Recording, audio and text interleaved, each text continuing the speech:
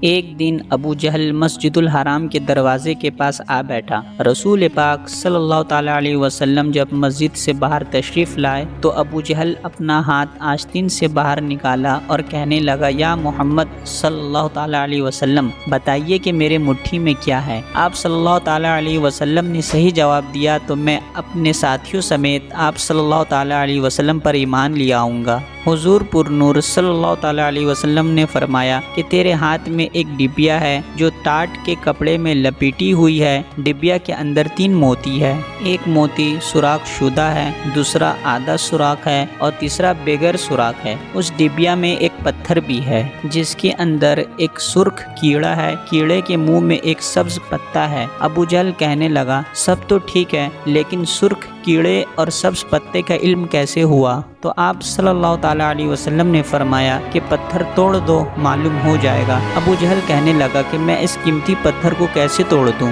ایک صحابی رسول وہاں کھڑے کہنے لگے، اپنے پتھر کی قیمت لگا کر اسے توڑ دو۔ اگر رسول پاک صلی اللہ تعالیٰ علیہ وسلم کی بات معاذ اللہ درست نہ ہوئی تو پتھر کی قیمت میں ادا کروں گا۔ ابو جہل اس پر راضی ہو گیا۔ جب پتھر توڑا گیا تو سب نے دیکھا کہ اس میں ایک سرخ کیڑا منہ میں سبز پتے لیے موجود تھا۔ تو رسول پاک صلی اللہ تعالیٰ علیہ وسلم نے اس کیڑے سے دریافت فرمایا کہ تم کب سے اس پتھر میں ہو؟ کیڑے نے پہلے آپ صلی اللہ تعالیٰ علیہ وسلم کی خدمت میں سلام عرض کیا، پھر کیڑے نے کہا کہ مجھے معلوم نہیں میں کب سے یہاں پر ہوں، لیکن اللہ تبارک و تعالیٰ مجھے روزانہ 3 سبز پتے عطا فرماتا ہے۔ آپ صلی اللہ تعالیٰ علیہ وسلم نے فرمایا کہ تیرا ذکر اور تسبیح کیا ہے؟ تو کیڑے نے جواب دیا کہ اللہ تبارک و تعالیٰ نے مجھے روزانہ 10 مرتبہ آپ صلی اللہ تعالیٰ علیہ وسلم پر درود بھیجنے کا حکم دیا ہے، جس کی برکت سے وہ مجھے روزی فراہم کرتا ہے۔ بے شک اللہ اور اس کے فرشتے